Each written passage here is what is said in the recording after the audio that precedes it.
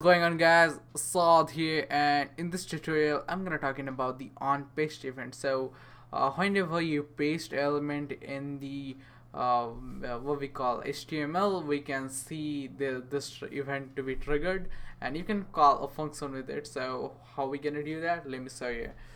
First we need to do is here what I'm gonna do is just remove this, and yeah, why I removed that, man. Just like you paste this, and here on paste change the to paste.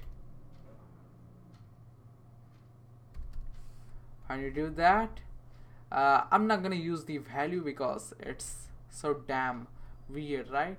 So instead of that, I'm gonna use the placeholder. So placeholder equals try to paste something,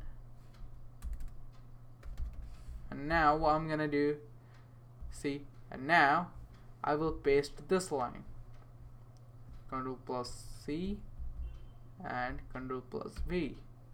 You paste this. Is it not cool? So hope you guys understand, and see you guys in the next tutorial.